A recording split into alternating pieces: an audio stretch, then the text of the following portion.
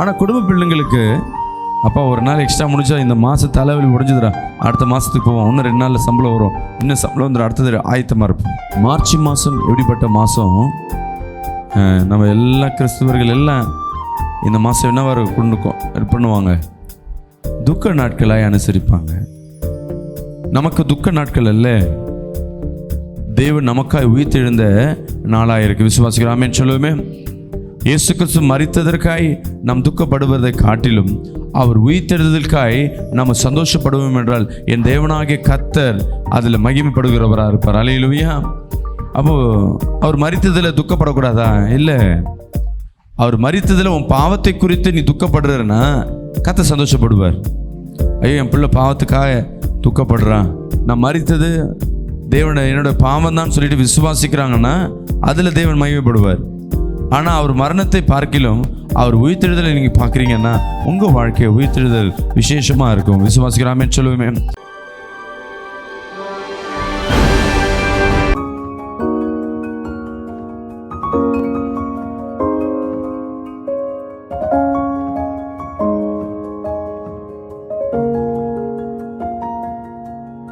இந்த மாதத்தின் வாக்குத்தத்தம் கைகளில் வேதத்தை எடுத்துக்கொள்ளுங்க. எரேமியா 31ஆம் அதிகாரம் 4ஆம் வசனத்தை வாசிப்போம். இஸ்ரவேல் என்னும் கன்னிகையே, இஸ்ரவேல் என்னும் கன்னிகையே, மறுபடியும் உன்னை கட்டுவிப்பேன். இஸ்ரவேல் என்னும் கன்னிகையே மகனே, மறுபடியும் உன்னை கட்டுவிப்பேன், நீ கட்டப்படுவாய். மறுபடியும் மேல வாத்தியத்தோடும் ஆடல் பாடல் சத்தத்தோடும் களிப்புள்ள கூட்டத்தோடும் புறப்படுவாய். ஹல்லேலூயா. கரங்களை தட்டி கர்த்தரை செலுத்துமா. அந்த வாக்குத்தத்த வசனத்தை மேல போடுப்பா, அந்த பேம்ப்ளெட் போடுங்க. மீண்டும் அந்த வசனத்தை நாம் பார்ப்போம். இஸ்ரவேல் என்னும் கன்னிகையே, மறுபடியும் உன்னை கட்டுவிப்பேன், நீ கட்டப்படுவாய். மறுபடியும் நீ மேல வாத்தியத்தோடும் ஆடல் பாடல் செய்கிறவர்களின் கூட்டத்தோடும் புறப்படுவாய். ஹல்லேலூயா. சொல்லுங்களேன். கர்த்தர் இந்த மாதம் முழுவதும் என்னை அவரோ கரங்களை உயர்த்தி எல்லாம் எழுந்தேன் என்று சொல்லுவோமா? தேவனுக்கு ஒரு மரியாதை கொடுப்போமா? நேரில் பார்க்கிற நண்பு ஜனமே, அப்படியே கரங்களை உயர்த்தி சொல்லுங்க, நான் கட்டப்படுவேன். சொல்லுங்க. எங்கெங்கே இடிக்கப்பட்டனோ அந்தந்த இடத்துல நான் கட்டப்படுவேன். எங்கெங்கே தொற்று போய் என் வாழ்க்கை முடிஞ்சது சொல்லப்பட்டதோ அந்தந்த இடத்துல நான் கட்டப்படுவேன். மீண்டும் களி கூர்ந்து சொல்லுங்க, கூட்டத்தோடு நான் என்ன பண்ண போவேன்? புறப்பட்டு போவேன். சொல்லுங்க. மீண்டும் நான் புறப்பட்டு போவேன், மீண்டும் நான் புறப்பட்டு போவேன். ஒரு ஆமேன் சொல்லுவேமே. என் அன்பு ஜனமே, இந்த புதிய மாதம் மார்ச் மாதம் விசேஷமான மாதம். ஏன்னா கொஞ்சம் பிப்ரவரி என்பது ஒரு ஷார்ட் மந்த்து. குடும்பம் நடத்துகிற சகோதரிகளுக்கு எப்படி இருக்குன்னா பிப்ரவரி மாதம் விசேஷ மாதம். ஏன்னா அந்த மாதம் சீக்கிரம் ஒரு நாள் எக்ஸ்ட்ரா போனால் மாத சம்பளம் எவ்வளோ தான்? ஒரு எக்ஸாம்பிள், ஒரு 10,000 ரூபாய்னா அது 27ஆம் தேதியே பாதி முக்கால்வாசி எல்லாமே காலியாகிடும். நிறைய குடும்பத்தில் 30, 31 வந்தாவே கஷ்டமாக இருக்கும். ஏன்னா 1-2 நாள் வந்துடுச்சு, எப்படி காசு இருக்கணும். ஆனால் பிஸ்னஸ் பண்ணுறவங்களுக்கு பார்த்தீங்கன்னா 1-2 நாள் கடை வியாபாரம் தான் நல்லாயிருக்கும். ஆனால் அதே வாடகை அதே தான். ஆனால் 28 நாள் 29 நாளே முடிஞ்சிடும். ஆனால் குடும்ப பிள்ளைங்களுக்கு அப்பா ஒரு நாள் எக்ஸ்ட்ரா முடிச்சா இந்த மாதம் தலைவலி முடிஞ்சுதுடா, அடுத்த மாதத்துக்கு போவோம், இன்னும் 2 நாளில் சம்பளம் வரும், இன்னும் சம்பளம் வந்துடும், அடுத்தது ஆயத்தமாக இருப்போம். மார்ச் மாதம் எப்படிப்பட்ட மாதம்? நம்ம எல்லா கிறிஸ்தவர்கள் எல்லாம் இந்த மாதம் என்னவாறு கொண்டு பண்ணுவாங்க? துக்க நாட்களாய் அனுசரிப்பாங்க. நமக்கு துக்க நாட்கள் அல்ல, தேவன் நமக்காய் உயிர்த்தெழுந்த நாளாக இருக்கு. விசுவாசிக்கிறோம், ஆமென் சொல்லுவோமே. இயேசு கிறிஸ்து மரித்ததற்காய் நாம் துக்கப்படுவதை காட்டிலும் அவர் உயிர்த்தெழுதற்காய் நாம் சந்தோஷப்படுவோம் என்றால் என் தேவனாகிய கர்த்தர் அதில் மகிமைப்படுகிறவராக இருப்பார். அல்லேலூயா. அப்போது அவர் மரித்ததில் துக்கப்படக்கூடாதா? இல்லை, அவர் மரித்ததில் உன் பாவத்தை குறித்து நீ துக்கப்படுறன்னா கர்த்தர் சந்தோஷப்படுவார். ஐயோ, என் பிள்ளை பாவத்துக்காக துக்கப்படுறான், நான் மரித்தது தேவனை என்னோட பாவம் தான் சொல்லிட்டு விசுவாசிக்கிறாங்கன்னா அதில் தேவன் மகிமைப்படுவார். ஆனால் அவர் மரணத்தை பார்க்கிலும் அவர் உயிர்த்தெழுதலை நீங்கள் பார்க்குறீங்கன்னா உங்கள் வாழ்க்கை உயிர்த்தெழுதல் விசேஷமாக இருக்கும். விசுவாசிக்கிறாமே சொல்லுவோமே. கரங்களை தட்டி நல்லா சந்தோஷமாக தேவன் மத்தியில் இந்த நாள் ஒரு வாக்குத்தத்தை கொடுத்திருக்கிறார். இஸ்ரவேல் என்னும் கன்னிகையே, மகனே, மறுபடியும் உன்னை கட்டுவிப்பேன். ஆம் என் அன்பு ஜனமே, மறுபடியும் உன்னை கட்டுவிப்பேன்னா என்ன? எங்கெங்கே நீங்கள் இடிக்கப்பட்டீங்க, ஒரு வீடு கூடாரங்கள் உடைக்கப்பட்டிருந்ததுன்னா அந்த இடத்துல மீண்டும் கட்டுறாங்கன்னு வச்சுங்க, எவ்வளோ சந்தோஷமாக இருக்கும்.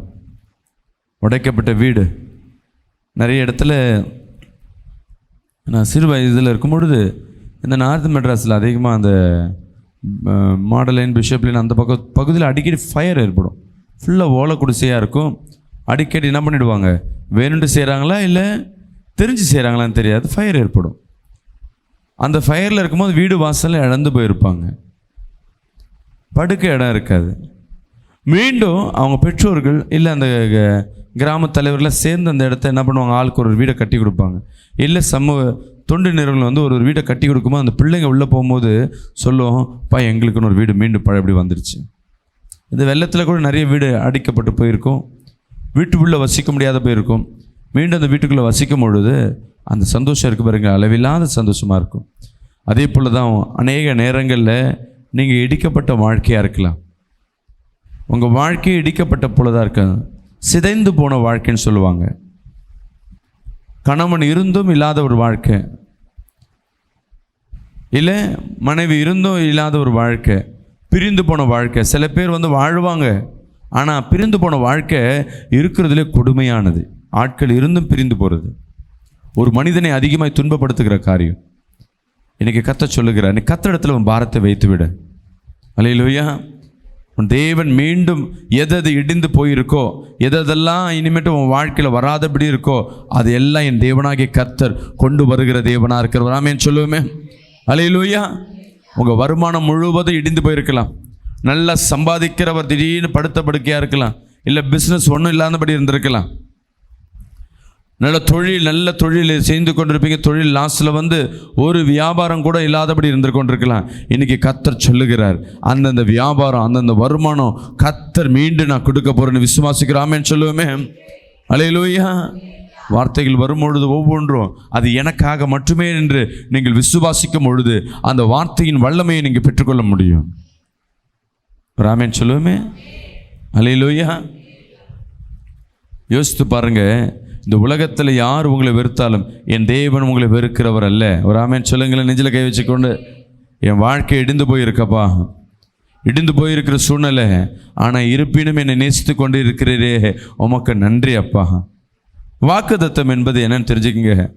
தேவன் கொடுக்கப்பட்ட நமக்கு பலம். என்னது பலன்? எனக்கு என்ன பலன்? சாப்பிட்றதுக்கு சாப்பாடு தான் உடம்புக்கு பலன் போல, ஒரு கிறிஸ்துவ பிள்ளைக்கு தேவ வாக்குத்தத்தம் தான் பலனாய் காணப்படுகிறது. அந்த வாக்குத்தத்தம் என்பது என்ன? தேவன் உனக்காய் சத்தியம் பண்ணி சொல்லுகிறார், இந்த மாதம் முழுவதும் இப்படியாக நான் உன்னை வழிநடத்த போகிறேன். விசுவாசிக்கிறாமேன்னு சொல்லுவேமே. நீங்கள் இந்த வாக்குத்தத்தை வாங்கி அவர் தான் சொல்லிட்டார் நிச்சயமாக செய்வார்ன்ட்டு நீங்கள் இந்த வாக்குத்தத்தை பிரயோஜனப்படுத்தாதபடி இருந்தீங்கன்னா, அதை கண்டுகொள்ளாமல் இருந்தீங்கன்னா அந்த வாக்குத்தத்தை கிரியை செய்யாது. தினந்தோறும் இந்த வாக்குத்தத்தங்களை உட்கொண்டு இதை விசுவாசித்து இதை பிரயோஜனப்படுத்தும் போது தேவன் கொடுக்கிற வாக்குத்தத்தம் உங்கள் வாழ்க்கையில் கிரியை செய்யும். இடிந்து போனப்பட்ட வாழ்க்கை, சிதைந்து போனப்பட்ட வாழ்க்கை, இனி அவன் குடும்பத்தில் குழந்தையே பிறக்காது, இனி எங்கள் வாழ்க்கையில் சந்தோஷமே இருக்காது, இனி எங்கள் வாழ்க்கையில் என்ன இருக்காது, மகிழ்ச்சியே இருக்காது. இப்படி உங்களுக்குள்ள சிந்தனையில் நீங்கள் காணப்பட்டு கொண்டிருக்கலாம். இன்றைக்கி தேவன் இந்த மார்ச் மாதம் சொல்லுகிறார், வாக்குத்தத்தமாய் எது நீ கிடைக்காதுன்னு நினச்சியோ, எதெல்லாம் முடிஞ்சு போயிடுச்சுன்னு நினச்சியோ, ஆனால் தேவன் பார்வையில் எதுவும் முடிந்து போயில்ல, மீண்டும் அதை தொடர்ந்து வைப்பார். அல்லேலூயா. மீண்டும் அதை கட்டி வைக்கிறேன்னு கதை சொல்லுகிறார். அல்லேலூயா. சில விண்ணப்பங்கள் எல்லாம் உங்கள் வாழ்க்கையில் நீங்கள் என்ன பண்ணி கொண்டிருப்பீங்க, பல நாட்களாய் உங்கள் வாழ்க்கையில் வைத்திருப்பீங்க. அந்த விண்ணப்பங்கள் கிடைக்குமான்னு சில நேரங்களில் உங்கள் வாழ்க்கையில் முடிவு பண்ணிருப்பீங்க, இதெல்லாம் வாய்ப்பு இல்லைங்க, சான்ஸே இல்லை, இது வர வாய்ப்பே சூழ்நிலையே இல்லை. சில ஊழியெல்லாம் பார்த்தீங்கன்னா நடந்து கொண்டே இருக்கும், அந்த ஊழியம் அப்படியே கடைஞ்சி போய் அந்த ஊழியம் செய்கிற பகுதியிலே ஆளே இருக்க மாட்டாங்க. ஊழியக்காரர் அந்த ஜனங்கள் எல்லாம் பிரிஞ்சு போனது போல் இருப்பாங்க. சில குழுக்கள் எல்லாம் பிரிந்து போனது போல இருக்கும். எங்கே தேவன் சொல்லுகிறார், 2-3 பேர் ஒருமனப்படுகிறார்களோ அந்த இடத்துல நான் கட்டு வைப்பேன் என்று. அல்லேலூயா. விசுவாசிக்கிறாமேன்னு சொல்லுவேமே. அல்லேலூயா. இன்னைக்கு கர்த்தர் உங்கள் குடும்பங்களை கட்டு வைக்கிற தேவனாக இருக்கிறார். உங்கள் பிள்ளையின் படிப்புகளை கட்டி வைக்கிற தேவனாக இருக்கிறார். உங்கள் பிள்ளைகள் ஞாபக சக்திகளை கட்டு வைக்கிற தேவனாக இருக்கிற.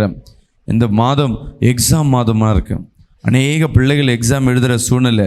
எல்லாம் எலெக்ஷன் முன்பாக இந்த மார்ச் மாதமே எக்ஸாமை முடிக்கணும்னு பார்க்குறாங்க. இந்த 10th 11th 12th எழுதுகிற விசேஷமாக எழுதுகிற பிள்ளைகளை கர்த்தர் கட்டு வைக்கிற தேவனாக இருக்க. விசுவாசிகள் ஆமென் சொல்லுவோமே. அல்லேலூயா. தேவன் நம்மளை கட்டுவார், பிசாசை கட்டவிழ்ப்பார். பிசாசு நம்ம வாழ்க்கையில் போடப்பட்ட கட்டுகள், அதாவது உன் கைகள் செயல்படாதபடி, சரீரம் செயல்படாதபடி வியாதி வருமுறை கட்டி வச்சுருப்பான். சில நேரங்களில் உன் கையை கட்டி வச்சுருப்பான். கை எதுக்குன்னா வருமானம் கையில் வராதபடி. சிந்தனை கட்டி வச்சுருப்பான், அவனால் எதையும் சிந்திக்க முடியாதபடி.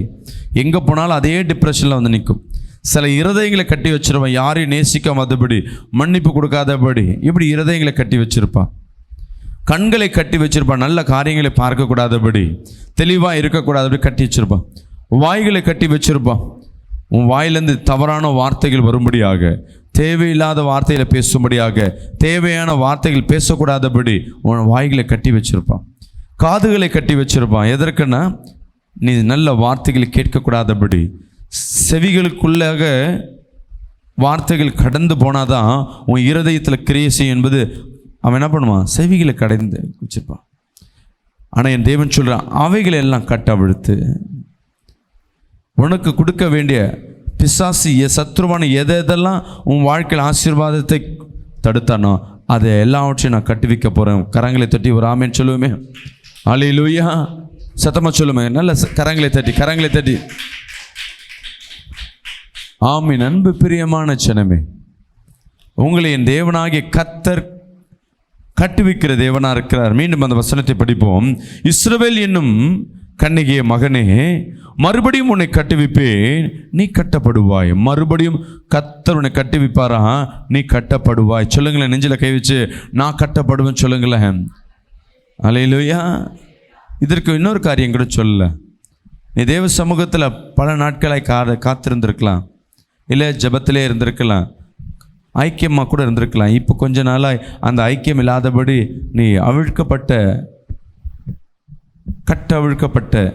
பிள்ளையாய் காணப்பட்டு கொண்டிருக்கலாம். தேவனிடத்திலிருந்து கட்டப்படாதபடி சத்துருவிடத்தில், இல்லை பாவத்தில், இச்சையில், டிவியில், மொபைலில் எதுலையாவது நீ கட்டப்பட்டிருக்கலாம். தேவன் அதை கட்டவிழ்த்து தேவ சமூகத்தில் அவனை கட்டு வைக்கிற தேவனாக இருக்கிறார். விசுவாசிக்கலாமேன்னு சொல்லுவோமே. சொல்லுங்கள், ஆண்டவரே உம்ம சமூகத்தில் என்னை கட்டுவீங்கப்பா. இந்த எரேமியா 31:4 சொல்லுகிறது, உங்கள் வாழ்க்கையில் அவர் கட்டுவிப்பாராம். ஒரு ஆமென் சொல்லுவோமே. மறுபடியும் நீ மேல வாத்தியத்தோடு ஆடல் பாடல் செய்கிறவர்களாயின் களிப்புள்ள கூட்டத்தோடு புறப்படுவாய். ஒரு ஆமென் சொல்லுங்க. திருமண காரியெல்லாம் சில குடும்பத்தில் ஒரு சாட்சியை சொல்ல வருவார். திருமண காரியத்திற்காய் அவர்கள் குடும்பமாக என்ன பண்ணுறாங்க, பிள்ளைக்காக ஆயத்தப்படுத்தி வைக்கிறாங்க. அந்த திருமணம் காரியத்திற்கு எல்லாம் பிள்ளைங்க, மணப்பிள்ளையும் மணமகனும் ஆயத்தமாயிட்டாங்க. தினந்தோறும் என்ன பண்ணி கொண்டிருக்காங்க, எங்களுக்கு இந்த நாட்கள் வரும் என்று காத்து கொண்டிருக்கிறாங்க. பெற்றோர் கையிலையோ அதை பற்றி மணமகன் பெற்றோர் கையில் பணம் இல்லை. ஏன்னா அவங்க தான் சத்திரம்லாம் எடுக்கணும். பொண்ணு வீட்டில் என்ன பண்ணிட்டாங்க, எல்லாம் ஆயத்தமாயிட்டாங்க. பையன் வீட்டில் என்ன பண்ணுறாங்க, ஐயோ பயப்படுறாங்க. இப்போ கல்யாண சத்திரம், சாப்பாடு நம்ம தான் போடணும், பொண்ணுக்கு தாலி எடுக்கணும், செலவு இருக்குது, கேமரா இதெல்லாம் இருக்குது, கையில் காசில் கேட்ட இடத்துல வரலையே. பயந்து கொண்டு ஜபித்து கொண்டே இருக்கிறாங்க, அழுது கொண்டே இருக்காங்க. எல்லா சொந்தக்காரர்கிட்டெல்லாம் கேட்டாங்க, நோட்டீஸ் எல்லா இடத்துலையும் வெடிச்சாச்சு. இன்னும் 3 நாட்களில் திருமணம் நடக்கப் போகிறது. ஆனால் பண வரவு இல்லை. தேவ சபகத்தில் காத்திருந்து கேட்ட இடத்துல எல்லாம் ஃபோனை எடுக்க மாட்டுறாங்க. அப்படிப்பட்டு போய் நபரை போய் சந்திக்க போனால் அந்த நபர் அந்த இடத்த விட்டு எஸ்கேப் ஆயிடுறாங்க. அழுகுறாங்க, கல்யாணத்தை நிறுத்திடலாமா அப்படின்ட்டு. நாளைக்கு கல்யாணம், இன்னைக்கு என்ன செய்யுன்னு தெரியல. போதகருக்கு கார் பண்ணுறாங்க, பாஸ்டர் என்ன பண்ணுறது தெரியல, நாங்கள் கல்யாணத்தை தள்ளி போடலான்னு இருக்கோம் பாஸ்டர். நான் கேட்டேன், பத்திரிக்கை எல்லாத்தையும் வச்சிட்டியம்மா, நீ எப்படிம்மா எல்லாருக்கும் தள்ளி போடுவேன், எத்தனை பேருக்கு சொல்லுவேன், வந்தாங்கன்னா சாப்பிட கூட கையில் காசு இல்லை பாஸ்டர். சரி ஜெபம் பண்ணுமா, நீ அவசரப்பட்டு என்ன பண்ணுற, அந்த முடிவு எடுத்துடாத.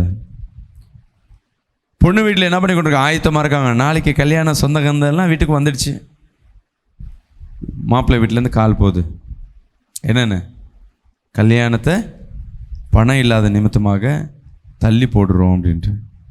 இந்த செய்தியை அந்த தாயார் கேட்டவனு இருதயம் பலாரும் உடஞ்சி போச்சு. ஏன் என்னாச்சு? பணம் வேறு எதாவது காரணமா மாப்பிள்ளைக்கு எதாவது பிடிக்கலையா, எதாவது வேறு இஷ்யூஸ் கேட்குறாங்க? இல்லைம்மா, உண்மையாக காசு இல்லை, நாளைக்கு என்ன செய்யுதுன்னு தெரியல. சரி பரவாயில்ல, இருக்கிறத வச்சு அட்ஜஸ்ட் பண்ணிவிட்டு என்ன போகணும், நான் நகை வேணா நான் என் பொண்ணுக்கு போடுற நகையை கூட என்ன பண்ணுறேன் உங்களுக்கு நான் கொடுக்குறேன், நீங்கள் என்ன பண்ணுங்க முன்னாடி கூட வச்சு என்ன பண்ணுங்க, இது உங்கள் வீட்டுக்கு வர பொண்ணு தானே, கல்யாணத்தை நிறுத்த வேணாம், இது என் பிள்ளை வாழ்க்கை பிரச்சனை, 2 பேர் வாழ்க்கை ஆரம்பமே தடைய பண்ணாதம்மா, உன் வாயிலேருந்து அதை சொல்லாதம்மான்னு. சரி இருங்க, நான் சொல்கிறேங்கன்னு, ஆனால் முடிஞ்ச அளவுக்கு நிறுத்திடுங்க, நம்ம வந்து ஒரு 3 மாதம் இல்லை அடுத்த வருஷம் அந்த கல்யாணத்தை நடத்தணும்னு வைக்கிறாங்க. இருக்கிற முக்கியமான தாய் மாமானுக்கெல்லாம் ஃபோன் பண்ணி சொல்கிறாங்க, பணம் இல்லை நிற்க போகிறோம். ஒருத்தர் என்ன சொல்ல, ஐயோ அப்படியா, சரி சரி சரின்னு சொல்கிறாங்க. அந்த கணவர் அப்படியே உடஞ்சி போய் உட்கார்றார். இந்த விஷயத்தை சொல்ல, பாஸ்டர் இந்த மாதிரி நாங்கள் சொல்லிட்டோம், பொண்ணு வீட்டில் ரொம்ப ஒருத்தருக்கு பணம் தரேன்றாங்க, அது நான் எங்கள் வீட்டுக்கார்ட்ட பேசினேன், அது கௌரவ குறைச்சலாக இருக்குன்ட்டாங்க, அதனால் பையன்கிட்ட பேசினேன், பையனும் சரிம்மா நீ என்ன சொல்கிறீ சரின்ட்டா, அதெல்லாம் நான் தள்ளி போடுறேன்னு பாஸ்டர்ன்னு கூலாக சொல்கிறாங்க. நான் அடித்து பிடிச்சிட்டு அந்த வீட்டுக்குள்ளே போகிறேன், ஆனால் அழுதுன்னு இருக்காங்க. இந்த கவலை, பணம் இல்லாத கவலை இவங்க கூலாக சொல்லன்னு நான் நினைக்கிறேன். உள்ளே போனால் குடும்பமாக அழுது கொண்டு இருக்கான், அந்த பையன் உம்முன்னு இருக்கான். யோசிச்சு பாருங்கள், நாளைக்கு கல்யாணம், எனக்கு எல்லாமே ஆயத்தமாக இருந்துட்டு, ஆனால் அந்த தாய் தகப்பன்னு சொல்கிறாங்க, இந்த கடந்த 10 நாளாக எப்போ இந்த திருமணம் நினச்சிட்டோமோ, இந்த 10 நாளாக பாஸ்டர் எங்களுக்கு தூக்கம் இல்லை, சாப்பாடு இல்லை, நிம்மதி போச்சு, ஆனால் பிள்ளைங்க சந்தோஷமாக இருக்குது, என் பிள்ளைலாம் சந்தோஷமாக இருந்தான், இன்றைக்கி என்ன செய்கிறதுனே தெரியல, என்னோட அந்த 2 சிறு பிள்ளைகள் வாழ்க்கையை நாங்கள் தடுக்கிறோமோன்னு கஷ்டமாக இருக்குது. நான் சொன்னேன், கவலைப்படாதம்மா, ஒரு 3 மணி நேரம் போ ரூமில் உட்காந்து ஜெபம் பண்ணு, உன் வாயில் என்ன பண்ணக்கூடாது, நிறுத்திட்டேன்னு சொல்லாத, தேவன் வானத்தை திறந்து உனக்காய் பலகணிகளை கத்தரை கொடுப்பேன், போ முழங்கால் போடு ஜெபம் பண்ணு. நானும் சபையில் போய் ஜெபம் பண்ணுறேன், நானும் ஜெபம் பண்ணின்னு இருக்கேன். அன்னைக்கு முழுவதும் ஃபோன் பண்ணவங்க எல்லாம் சொந்தக்காரங்க, அவங்களுக்கு கால் பண்ணி ஒவ்வொருத்தராக கால் பண்ணுறாங்க, ஃபோன் எடுக்கவே இல்லை. ஜெபம் பண்ணி முடித்த பிறகு அந்த பொண்ணு வீட்டுக்காரங்க வீட்டுக்கே வந்துட்டாங்க.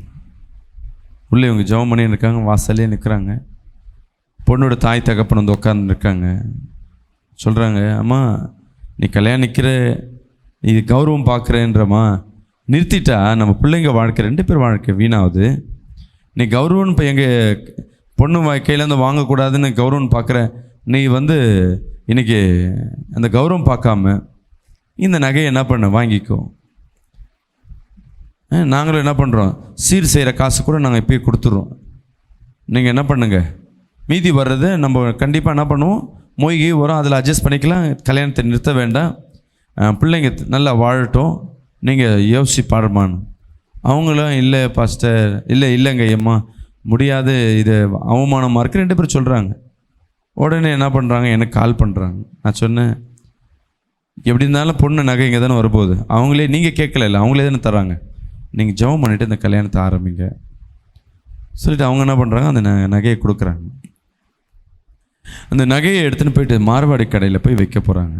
மார்வாடி கேட்குறாரு, எதுக்கு நகையை விற்கிறீங்க அப்படின்னா, புது நகை போல் இருக்கு. இல்லை நம்ம கல்யாணம், உனக்கு என்ன பிரச்சனைமான்னு, இது மாதிரி மாப்பிள்ளைக்கு நகை பொண்ணுக்கு தாலி எடுக்கணும், 2வது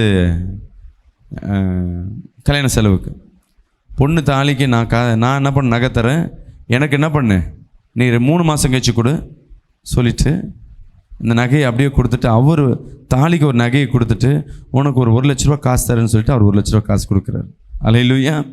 இப்போ இந்த நகையை வைக்கல, இந்த நகையை அப்படியே பொண்ணுக்கிட்ட போது சீர் செய்கிறதுக்கு மட்டும் அவங்க கொடுத்த ஒரு 1 லட்ச ரூபா சேர்த்துட்டு கல்யாணத்துக்கு ஏற்பாடு பண்ணுகிறாங்க. இப்போ அவங்க சகோதரிக்கு என்ன ஆசைன்னா, அந்த தாலிகை இருக்கே அதாவது என்ன பண்ணணும், நம்ம என் மருமகள் கையில் அந்த கட்டுற அந்த தாலியாவது என் பிள்ளைங்க சேர்த்து போய், எதுவுமே இல்லைன்னா ஒன்றும் இல்லாத மாப்பிள்ளைன்னு சொல்லிடுவாங்க அப்படின்னு அந்த காரியம். இப்போ மார்வாடி சொன்ன இவங்களுக்குள்ள சந்தோஷம். உடனே எல்லா சொந்தத்துக்கும் ஃபோன் பண்ணுறாங்க, கல்யாணம் இருக்குது, மிஸ் பண்ணுறாதுங்க, வந்துருங்க. அந்த வீட்டில் அந்த சூழ்நிலை எப்படி இருந்திருக்கும் யோசிச்சு பாருங்க. அந்த டைம் ரொம்ப சந்தோஷம். அந்த நைட்டு முடிஞ்சது காரியம். அடுத்த நாள் காலையில் அந்த பேண்டு வாசிக்கிறவங்களாம் வீட்டு வாசலில் வந்துட்டாங்க. நார்மலாக பேண்டு வாசிச்சுட்டு காலையில் கொஞ்ச நேரம் வாசிப்பாங்க, அதுக்கப்புறம் சர்ச்சில் போய் அப்படியே ஊர்கோலுக்கு போவாங்க. பேண்டு வாசி அந்த ஸ்பீக்கர் பாட்டெல்லாம் போடும்பொழுது அந்த வீட்டு அந்த பக்கத்தில் இருக்கவங்களும் ஒரு சந்தோஷம். முடிஞ்சிச்சுன்னு நினச்சோமே, அந்த ஊரே களைகட்டத்தக்க ஊர் ஃபுல்லாக லைட்டு போட்டு பந்தல் போட்டு. அந்த பொண்ணு வீட்டில் பார்த்தீங்கன்னா இன்னும் சந்தோஷம். முடிஞ்சு போன கல்யாணம், மீண்டும் ஃப்ரெண்ட்ஸுங்கெல்லாம் வந்து கல்யாணம் இன்னும் சந்தோஷம். அன்றைக்கி அந்த கல்யாணத்தில் கணவன் மனைவி ஊர்வலம் போகும்பொழுது அப்போ தான் இந்த வசனத்தை நான் உற்று நோக்கிறேன்.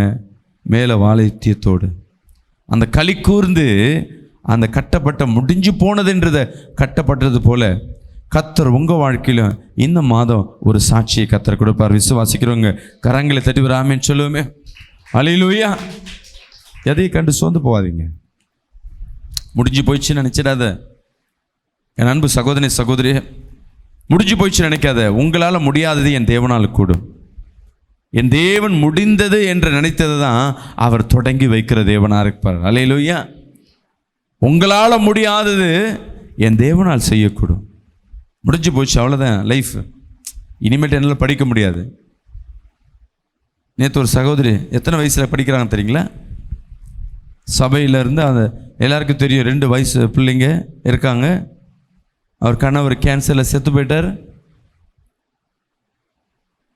அந்த அம்மா வெறும் ஒரு சாதா ஒரு எக்ஸ்போர்ட் கம்பெனியில் வேலை செய்கிறாங்க. 8000 சம்பளம். இன்றைக்கி அந்த 2 பிள்ளைங்கள, ஒரு பிள்ளை டாக்டருக்கும் ஒரு பிள்ளைய இன்ஜினியரிங்கும் இன்றைக்கி படிக்க வைக்கிறாங்க. அல்லேலூயா. அந்த அம்மாட்ட கேட்டேன், என்னம்மா எப்படிம்மா சமாளிக்க போகிறீங்க? அதான் தெரில பாஸ்டர். எப்படிம்மா நீ பண்ணின்னு இருக்கேன்னு கேட்டால், தெரில பாஸ்டர், நான் தினந்தோறும் ஜெபம் பண்ணுவேன், சம்பளம் பார்த்தா கம்மி, ஆனால் செலவு ஜாஸ்தி பண்ணுறேன், ஆனால் எங்கேருந்து வருது எப்படி வருதுன்னே தெரில பாஸ்டர். இதுதான் கர்த்தர் செய்கிறது. அல்லேலூயா. அப்புறம் சொல்லிட்டு சொன்னாங்க, நான் வந்து +2 வரையும் தான் படித்தேன், அதனால தான் எனக்கு சரியான வேலை இல்லை, நான் மேற்கொண்டு படிக்கலான்னு. எத்தனை வயசு மேலே சொல்கிறாங்க? ஒரு எனக்கு தெரிஞ்சு ஒரு 35 வயசுக்கிட்ட இருக்கும்னு நினைக்கிறேன். 35 வயசுக்கு மேலே இருக்கும், 40ஆவது இருக்கும்னு நினைக்கிறேன், 40 ஏஜ். இப்போ நான் டிகிரி போடலான்னு இருக்கேன்னு அவங்க சொல்லும்போது சந்தோஷமாக, நம்ம படிப்பியானா? படிப்பேன் பாஸ்டர், இப்போ எனக்கு அதில் இன்ட்ரெஸ்ட் உண்டு, நான் படித்த பிறகு ஒரு டிகிரினா ஒரு வேலை கிடைக்கும்ல அப்படின்னு.